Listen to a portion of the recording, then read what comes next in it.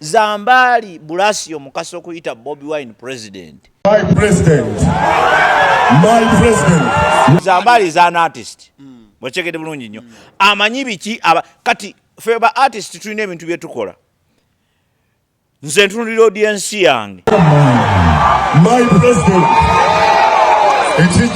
Nemanye no audience. Kyeyagala. Era nenkyogera.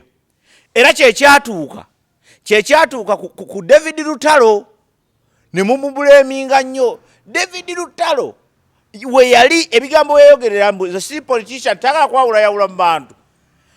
Abantu be yali mu bye baali baagala okuwulira.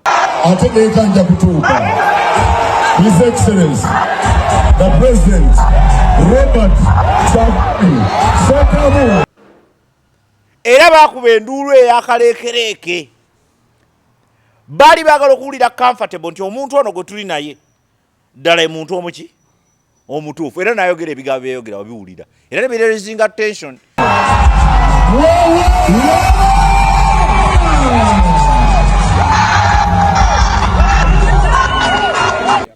So Zambali okuyita Bobi Wine president kabonero akalaga nti abantu ababadde awo kye babadde balowooza era kyovola bakyabasanyusiza nnyo. Mwana mutwale mu Agape Christian School ebuwama somero lya mulembe nnyo ebizimbe abasomesa ensomesa byonna bya mutindo ddala somero lya kisulo kyokka okuva ku nasale okutuuka ku kyomusanvu. Twala omwana omuwandiisa olwaleero okuwandiisa kwa mitwalo 5 school fees shekisa emitwalo 65 gyokka nga kisulo. Agape Christian School buwama lisangibwa buwama kuli Katebo kilomita 2 okuva ku Masaka highway kuba kusima na kumanya bisingawo. Oli ku YouTube channel agaliwo tuula kalira emboozi egw'amakerenda. Awe wa mukwano gwange abagagga baagalana enviiri zirekerera ebisige ne zigenda ku birevu. Abasiddi omusunsu zirinnya lyange agaliwo ye YouTube channel kwe tuli. Olunaku olwaleero ndi ne Mwami Obote ajja kubabuuzaako ebigambo bigambibwe. Mwasuze mutya mwasibye mutya eyo mwenna buli omu gy'asinzira okulaba. Yes sir. Kale atweyanza ngenda kugenda direct. King Saha show soka bakulisaayo mwenna. Abantu bakulikeyo ekyabadde massive ngera bwe twa predictinga okyegedde twabagamba nti eno show teyeetaaga kusazaamu lugendo olwo oba olina gy'olaga genda teyeetaaga kuyambako omanyi waliwo ebintu bibatayambako okyegedde zageza okubeera saawezi nga shejjudde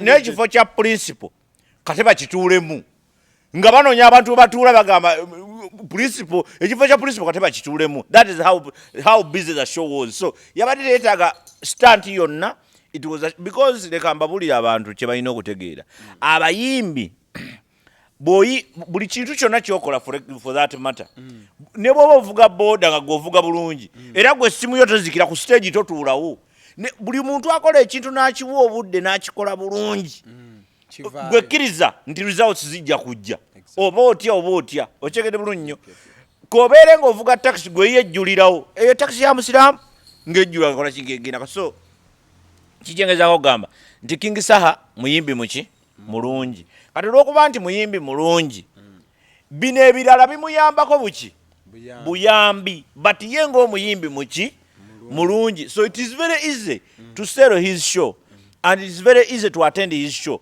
kuba obeera sure ntesobola kunsala ni waliwo abayimbi abamu ategeka show n'ogamba kati oba ngenda kuwuliriza ki kati aba alina okukola stunt mpitirivu awo akole bw'ati so that the show can have the vibe. Naye vibe King Saha webale nnyo watukoze bulungi mwana wakoze bulungi nnyo kye wakoze mukama yeebale nnyo kukozesa obulungi yongera okuba music topowa ebitonotono ebyatagadde bibaamu abantu bazirise anti abantu balina okuzirika omanyi lwaki ne Michael Jackson yabikola baba uchabaze kuba bakozi bafujjo bamaliriza abetise bantu abakazi abanene no actually babounce balaba babounce babounce omulimu gwabwe gwego lwakuba nti abantu abamu balowooza nti bouncer is kukuba bikonda and all that but bouncer ekyamazima amatuufu bouncer omulimu gwe omukulu ku bintu ebifaanana bwe bityo abaako kulaba nti ebintu bitambula buki bulungi era bounce kyobalaba babita babounce nga balina fujjo muntegedde bulungi nnyo so naye ekirala bwe mbanga mutegeka show eyayo omuntu nga King Sir ate mumutegekera awo wabadde watono nnyo for King Sir yakyogedde yagabe banenze omusajja namugamba no remember King Sir abantu babadde bamumissingidde omwaka mulamba kumpi n'ekitundu ontegedde bulungi nnyo the whole of last year King Sir yali mulwadde ndowooza kuva mu mwezi gwa 10 2021 nga mulwadde n'ayitaawo nawo 2022 najja December yena teyayimba ne shows ezimwejjukira kamiliyoni yazimuyimbirako najja n'agatta paka leero omwaka guggwako oba kategedde bulungi nnyo so really it has been a year and a half yabadde asaana kubeera lugogo lwakuba ndowooza yatiddemu mutegesi yalina anti kyengugamba gyebasooka okwogerako zino zakoleza anti kakati omutegesi yatidde kubana olunaku lwalangirira nzijukira gayi yamukubira ssimu oyo gayi eyamutegese yamukubira ssimu yali ku live King Sir n'akyusizaawo ekifo then n'abagamba nti kati mutegedde I remember it is just 1 month and a half n'abagamba mutegedde kati tukyusizza tugenda ku Africana kakati gundi ki kati fear it was fear eri fear gyenkugamba fear people fear what they don't know and they hate what they fear yeah president wamwe Bobi Wine so some people fear ochegedde oyo yali wa tabbu tugende maaso muveeko kola anti gabe yali wa edda kumwogerako kibi kumugambako nti yali wa tabbu so oyo musajja yali wa tabbu tugende twambeereramu ebbanga temugezaako kuteekawo mbeera etiisatiisa ati badde nkugamba nti ekyo ekifo kyali kitono nnyo so tulowooza nti next time bajja kulowooza better and they should not fear bw'obanga oteeka muyimbi nga saha tosobola kutya you cannot fear because he has the content otiira bwereere he has the content he has what it takes to have a show anywhere in Uganda ontegedde ne bantegeseewa yandijjuzaawo so talking about the highlights of the show ebimu ku byasinze okuba ebinyuvu His Excellency Bobi Wine yatuuse abantu ne balaluka of course olina okukkiriza amazima Bobi Wine abantu bamwagala okegedde abantu baagala Bobi Wine naye tekijjaawo ate that's where you go wrong you think that okumwogerako kitegeeza abantu baagala Bobi Wine waabwe and remember abantu baffe bakatijjo kati Bobi Wine takyali ku stage takyali anywhere ali mu bintu bye bya politics kati ffe abaali baagala music we tumumisinga eno mukyegedde abantu bamisinga Bobi Wine ebyaddala nti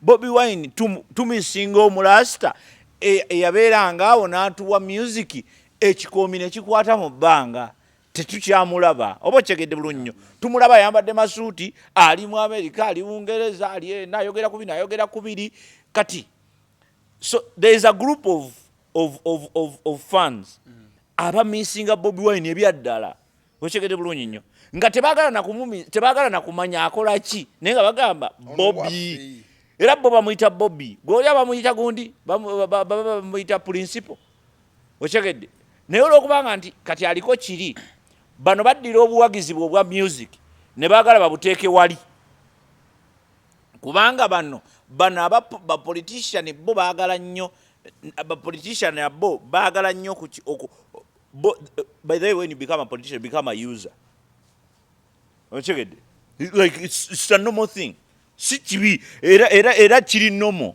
chovola nze bagamba ebintu ebimu ne mugamba ono gaya bachi nedda kiri normal kasofuka politician clearly politics is for selfish people abantu abefako abeyagaliza yes boyingira politics owebyobufuzi kubanga waliwo politics nono gwe tuli mu politics ontegedde bulungi nnyo because politics is simply managing society naye politics ow'ebyobufuzi gasi omuyingiramu oba olina okweyagaliza bw'oteeyagaliza toba na mulamwa kubanga kyova olaba nti mulimu ebibiina ndize ndi wa kibiina gundi mwe ab'ekibiina gundi tetubaagala ontegedde bulungi nnyo so abantu balina just kuyiga ebyo ebintu ebimu ne bajjamu feelings okuwulira okwo obubi egundi ayogedde ku bintu byange no abantu balina kutegeera butegeeze nti politics gasi omuyingira it is a selfish kiringanga noga it is a selfish entity bwe batta omuntu gwe woofundira kubanga kikonfaminga kiri gwe kyogamba nti abo batemu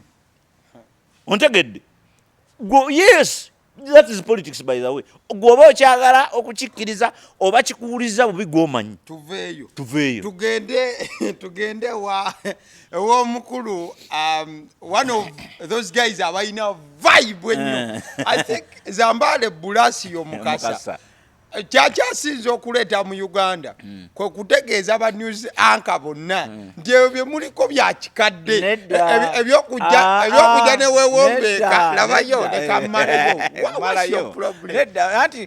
mpulira obula Zambali yaleetawo kiri ekidumbu omusomi w'amawulire tolina beera nomugyebale munange kulamusiza munange oli bulungi kati Zambali was one of the MCs alongside Abe Mchibi, alongside Happy Powers.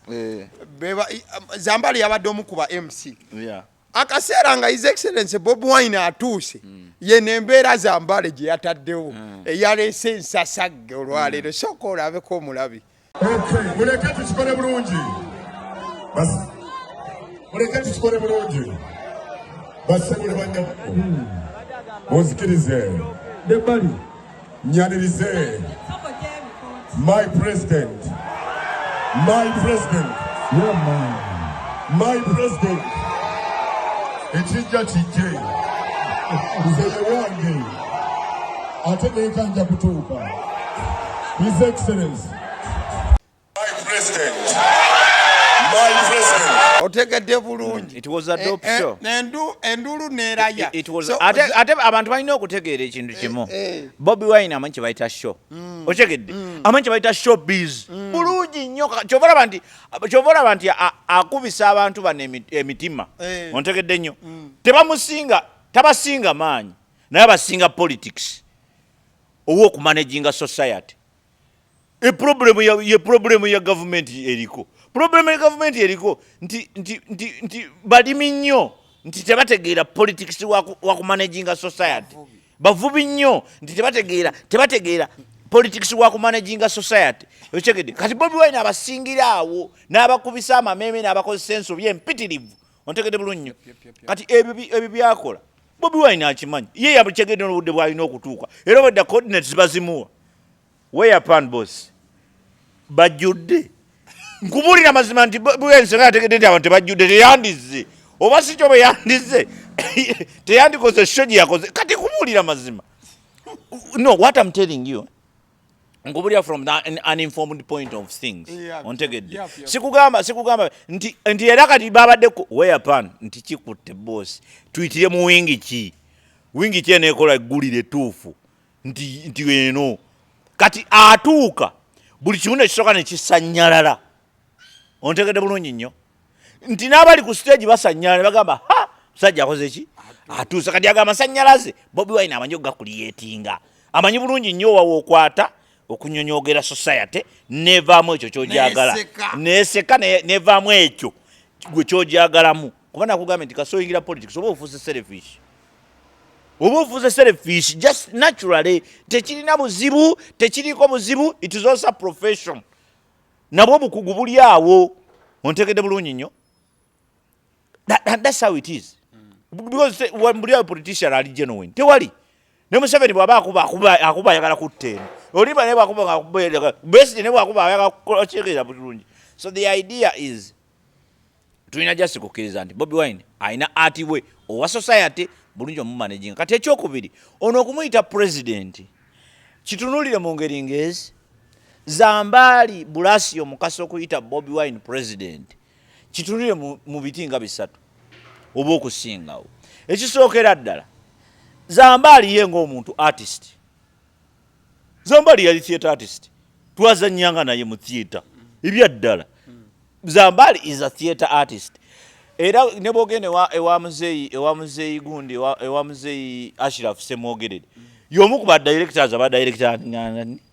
Zambali mukasa. Zambali was being directed. Yes, bali artist yo waddala ne director wa form so bamukwata na China eyo nga atutte enjaga. Bamuyitanga muleke. Bamukwata atutte Kimala. Tugende maaso family ye biraba. Koze ekyo. Koze olw'obulungi abaana. Naye nga Kimala. Gwe kyoba omanya nti bamukwata. Ne bikitege tugende maaso. Kakati anti bamukwata. Kakati tulabula bonna abalowooza okutwala enjaga. Temugitwala. Tukomewo ku show. Mbadde kikugamba nti Zambali is an artist. Bwekegedde bulungi nnyo. Amanyi biki kati ffe ba artist tulina ebintu bye tukola. Nze ntunulira audience yange ne manye no audience kyeyagala era nenkyogera era kyekyatuuka ku David Lutalo ne mumubuleminga nnyo. David Lutalo we yali ebigambo weyogerera mbu si politician tagala kwawula yawula mu bantu. Abantu be yali mu bye baali baagala okuwulira era baakuba enduulu eyakaleekereeke. Bali bagala okuwulira comfortable nti omuntu ono gwe tuli naye ddala muntu omuki omutuufu era nayogera ebigambo byeyogera wabiwulira era ne birezinga attention ne kati fe abategeera we don't pay much attention to that. Kyobola nze amasaka tukakkanye eggwanga kuliteeka ku level ezo okudiscussinga ebyo sabayi gundi yagabe gundi no waliwo ebintu ebisinga ku ekyo. So Zambali okuyita Bobi Wine president kabonero akalaga nti abantu ababadde awo kye babadde balowooza era kyovola bakyabasanyusiza nnyo. Abalala banditangadde butangazi bwe bati naye baasanyuse nnyo. Lwaki? Kubanga abantu be yabaddemu bwe bati bakola ki? Bwe balowooza era ekyo kye baagala okuwulira. Then ekyokubiri ku nsonga eyo yennyini yemu Zambali okuyita oli president. Zambali was being a politician to manage that society eri awo. Ekyogeza politics ontegedde to manage that society eri awo okugiraba nti agikwata n'agihoga era kati ba MC tebabaddeko basatu. Waliwo omulala gwobogerako ku esho bamukibi balinga abatabaddeyo ate nga nabo babadde ba MC ate nga one of them was more experienced than Zambali. Kati ye yategedde what can hook. Omanyi obofe mu art tunonya huku eddobo liruwe ligero kwata abantu bange obalobe kati olowooza bayazeemu okwogera ekyo babadde bakyagala okuddamu okulaba MC omulala yenanga jjawo ku stage obadde baagala Zambali abajja. Yes oyo politics wa kumanaginga society. Then ekyokusatu olina okutegeera nti tuli mu ggwanga Uganda eririna ebizibu ebingi. Kati mukubeera ebizibu ebingi buli omu waali anoonya visa ne bwaba oyo ne bw'oba ggwe nawe oyinza okuba oli wano weebuzaabuza ng'onoonya visa. Ontegedde bulungi anti bwe bati balimba nti ndiwo okuweereza abantu ogera owulira nti yagenze. Abazambali banoonya visa anti nkubuulidde kati wuliriza okugamba okuyita omuntu atali president nti president kabonero akalaga ng'ate okimanyi kabonero akalaga nti omuwaana. Ontegedde bulungi nnyo kakiringa kati nze yes oyinza okugamba nti biki naye nze nkubuulidde kati wuliriza nze senga olwaleero nkeera ku makya ne ŋŋamba taata wange Abbas toli taata wange kabonero akalaga nti nkuwaana taata wange Abbas ekiddako kibeera eki mpaayo emitwalo 2 kakati Bazambali olina okutegeera nti eggwanga lye tulimu obudde buno liri bubi ekyo ago mazima. Kati abantu abasinga balowooza solution y'eggwanga lino kugenda bweru kunoonya ki 10. Ontegedde bulungi nnyo approach abantu bagikozeseza nnyo. Kati abantu bangi banoonya visa. Oyo Zambali alabika anoonya visa. Nkubuulira tosobola kuyita muntu atali president ng'oli informed nga Zambali. ebyo nandi byagadde nnyo ng'omuntu abyogera wa boda bikyali mu butale yagamba yo ye president wange oyo ne bwakyogera akyogere ne gundi ne Besigye era bino si bipya byolaba ne Besigye abantu bagambako nti ye people's president for a very long time n'agenda n'okwerayiza ne yeerayiza wano wansi na Kivubo ne bamukwata gye mukumisayo kiba kimutawanya yalayirako Museveni gundi yalayirako Besigye era Besigye twamalako ebbanga ffe tumuyita president waffe omulamuzi yamujjawo yamulayiza gundi ye yamulayiza waliwo omulamuzi awe yamulayiza yalayirako ebyeddala yalayira ebyaddala owekitiibwa owinyiddolo yali wakitiibwa mulala ye yamulayiza awo wansi na Kivubo kasi kyengeza kugamba nti we have been in this country for too long and we have been seeing these things kakati nze ategeera mmanyi bulungi nti Zambali anoonya ki visa ebyo ebyokuwaana Bobi Wine nti gwe taata gwe president era oli ffe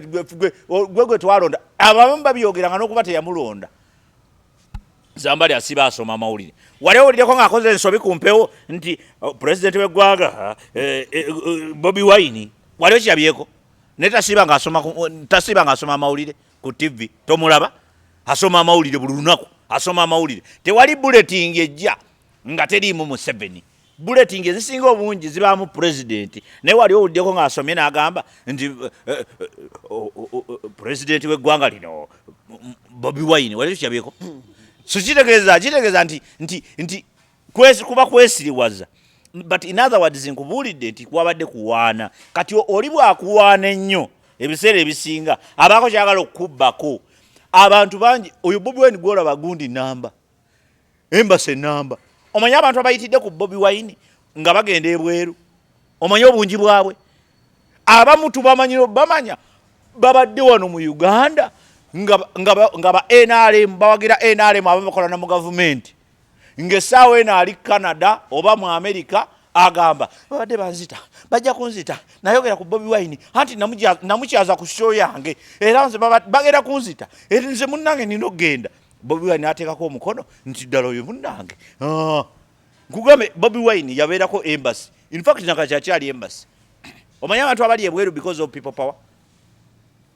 there are so many there are very many kakati abo abamu babanoonya kati ogenda okulaba era kyovolaba olumu weebuuza lwaki omuntu ono bwe yali e Uganda yali nnyo wa Bobi Wine naye ate bwe yafuluma eggwanga yakyukamu obuzibu buluwa ontegedde bulungi nnyo oba oluusi n'ogamba lwaki omuntu ono bwe yali e Uganda yali wa NRM naye bwe yafuluma eggwanga yakyuka ate kati wa Bobi Wine oluusi oli abali mu kuappreciatinga ontegedde ali eyagenda nga we NRM eri abali mu kwebaza ontegedde ate yagenda nga people power oluusi aba ajjayo tulukalazize nze sibeerangako just nali jagala ka visa nakafuna otegedde bulungi nnyo so some of these things bwe muba bitunulire with a bigger eye and a more wider you know in a broader perspective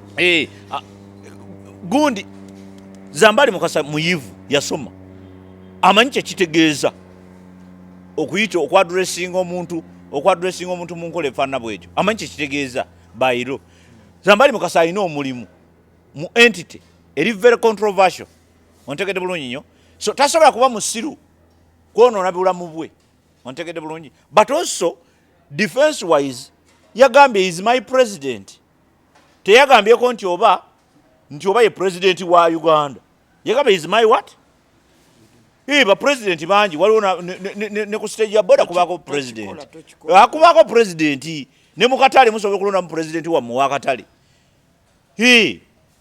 musobola okulonda president wa gundi ina president so naffe kusome twabeeranga ne gundi twabanga ne guild ku university kuliko president so the idea is simple oli bwagamba nti my president kina kyekitegeeza but also when you look at it on the other line nga bwe nkubuulidde nti ekisookera ddala kabonero kakuwaana oli tasobola kuwaana nga talina kyagala kujjako ontegedde bulungi nnyo ekyokubiri kyakumanaginga society olina okutegeerawo oli ne mu mateeka kikkirizibwa nti mu mateeka osobola okukkiriza omusango nga tewagukola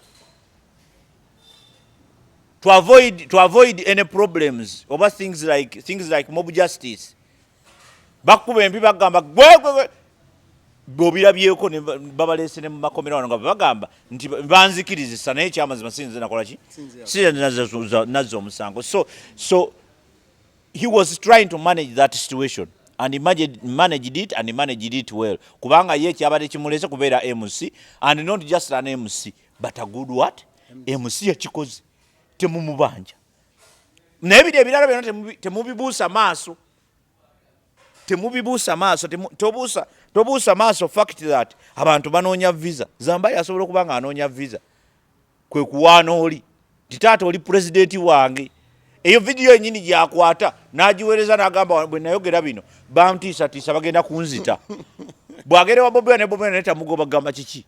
Ti munnange mu butamanyi oba omukumanya nga munnange abasajja bandi bubi bampeereza message baŋŋambye bangira ebyo bisoboka. Ngamba nti tikale naye kwemba se baŋŋambye mpe ne bbaluwa. Bobi Wine ati munnange wamuyitala president agaana atyo okuwa. Ng'ateekako omukono ng'agitwalayo. Wayitawo ennaku 3 ng'ogenda owulira nago mawulire ate nammwe mujje era mujje. Zambali yagenze bweru. Kati bw'atuuka eri w'otegerera amazima oba ddala kituufu oba si kituufu.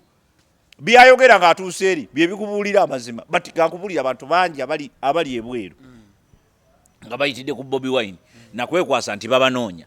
Abantu bennyini be banoonya abatuufu tebalina na access ku Bobi Wine era bo babanoonya ne babakwata ne bagenda eruzira gye bali eruzira bavundireyo nga tebalina na musango baakola okuleka okuwagira Kyagulanyi. Naye bano abayayiyaaya bamuyitiddeko nnyo era bo bagenzi. And that is how it is. So eno show ya King Saha yatulaze ne Zambali mukasa naye anoonya visa. Naye jjajifuna bw'atambula bw'atyo. Watuuse okufuna visa ye. Agende. Nkubuulira. Ate nkulimbe. Mulaini ey'amawulire ethics n'ebintu toyina nnyo kwekubira bw'obanga ow'amawulire galina accurate galina okuba balance and all that. Tekiina effect gye kigenda leeta ku Zambali ku station kwakola n'ebiringa ebyo nga bangi we badde nedda gundi effect omanyi wano bw'oyogera ku ethics. Ethics mu Luganda bakiyita batya?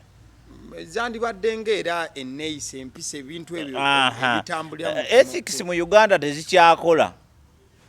It is very unfortunate. Kyobola nti ffe tulwana okuzizzaawo. Ethics mu Uganda tezikyaliwo. Abantu olwedde bali double standard. People are double standard. People are no longer people for that matter. Zambali mukasaba omutunuulira is one of those analysts ababeera kugunda ba journalists abakola ne political shows. Is it very sensitive and serious shows.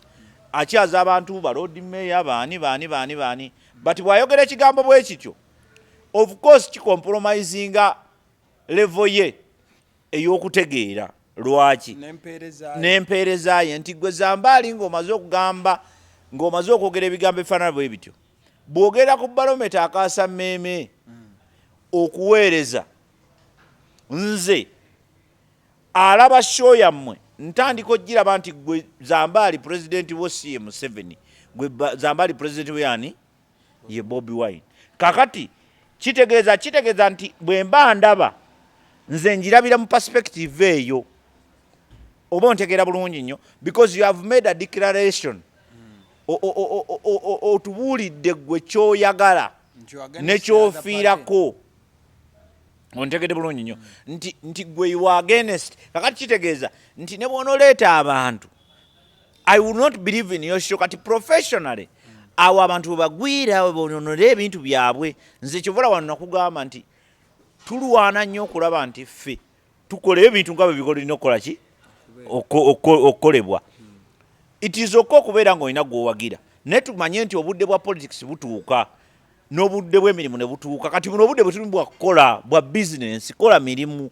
Bw'otandika ogamba ebyo bisimanyaani because kankubuulire teri kibi okulya mu nsi y'olukwe tekitegeeza bano abagenda mu nsiko ne balwana naye abeegaana ensi yaabwe president ne bwaba mubi nga president wo nga mubi yoyo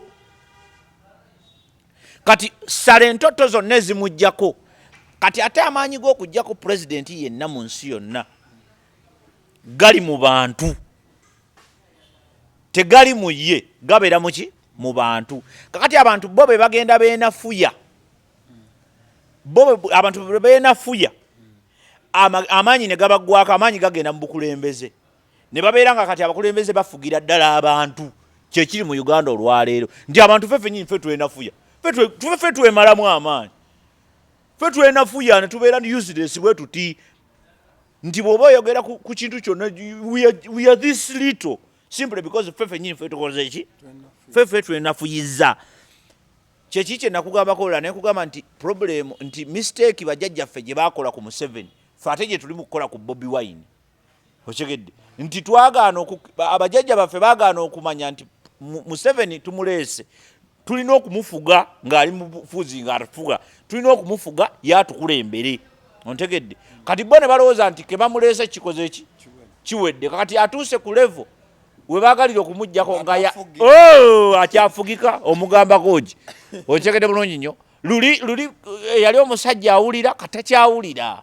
ontegedde bulungi ate olina kyogenda mumukola kubanga nti he's rooted Mwami Museveni yako influencinga n'ekigenda mu maaso ku kyalo n'ekigenda mu maaso ku kyalo yakinfluencinga tetukyalina ba chairman tetukyalina ba local defense anti bwe balina bifaananyi balina kye bayita bifaananyi omanyi kye bayita stampu y'amaanyi era stampu y'amaanyi ng'otunda ttaka naye amaanyi gaayo galabanga kati poliisi ejja mu nnyumba yo n'ekukwata n'ekutwanga chairman tamanyi bino byonna byowulira nti bawamba abantu era nze mbasekerera bagenda kutuwamba ffena batumalewo lwaki kati olwaleero tewakyaliwo order ffe wetwakulira waliwo order nti defense w'ekyalo yajja n'akukwata n'akutwala ku council ku police LC bw'akutwala ku LC kooti ejjudde ontegedde bulungi nnyo ne bakusalira omusango either gwa community oba si bagamba tumwongere ku gombolola ku police twala tugende lulinga tosobola kujja muntu ku kyalo nga tolina ki nga tolina baluwa police tesobola kujja muntu ku kyalo nga tolina baluwa ebbaluwa erina okuwandiikibwa chairman nti ono ddala kituufu abaasa atwalibwe atususseeko ontegedde bulungi nnyo kati ebisawo tebikyaliwo obeera ne ku kyalo nga tomanyi chairman waako kakati ebyo tebyetaaga Museveni kumala kubizza ffe tulina obikola ki obyekomyawo kubanga bye byaliwo as we are winding up on Zambali and so Zambali one olina okutegeera nti Zambali anoonya visa ng'abantu abalala bonna anoonya visa era ebyo kubyogera bibito naye ekyennaku nti alina TV gyakolako ate TV eri very political. It's a political command center. Exactly. Now, if it is a political command center and you are compromised, we start to fear what you are giving us as a journalist. Kubanga journalist techikugana kuba na side. Ngera bwe nagamba nti yes. Ngera bwe nagamba ku ky'omupiira nti abantu bangi babeera mu mipiira. Abasajja abafuuwa Premier League babaako tiimu ze bawagira. But you never see tebasobola kuba golo n'akola cerebule. Tasobola. Kati Zambali kye yakoze. Zambali Bulasi omukasa. Yagenze mu kisaawe ng'afuuwa firimbi. Naye ng'alina tiimu gy'awagira. Tiimu bwe yateebye eggoolo n'akuba enduulu n'akunama. Abasidi omususuzi erinnya lyange mbeera ne Mwami Obote wabula nga sinaba kusimbula njagala okutegeeza ku ssomero erimanyiddwa nga Agape Christian School. Lino lisangibwa Buwama Katebo Road kilometers 2 zokka okuva ku Masaka Highway. Mukwano gwange bagamba nti osasula emitwalo 65 zokka nga school fees. Ssomero lya kisulo kyokka era nga liva ku nasale paka P7. So twalayo omwana wo olw'ensonga nti nno omusingi bali batusaba basale batuwe basale abaana baffe basome ekizibu kati kitulina wano mu Uganda abantu naye kale batubulire nti n'okuyigiriza bayigiriza tebasoma busomi bayigiriza so njagala okutegeeza mukwano gwange nti omusingi gwe baliko gwa ddiini twalayo omwana wo buli we tunaabeera n'abantu abalina eddiini mu Uganda bingi nnyo bigenda kutereera era tujja kubeera n'abaana ab'enkya abasufu era abalungi ab'okubeera nabo mukadde ke kamujagala okujjukiza ku Abantu eno esangibwa Namuŋŋoona opposite ne small gate eya Orthodox Church. Kyenjagala okutegeeza nti tuli mu festive season bikujjuko sijja kugamba nti leero waliyo kino enkya waliyo kiri jangu tubinuke yadonose so akyekyo no mukwano gwange katuwere nga tuberekereza mwebale nnyo mbadde ne Rukia ku kamera thank you so much musajja nendo za tunamwogerako lulala kale mbadde ne Rukia ku kamera mubeere bulungi thank you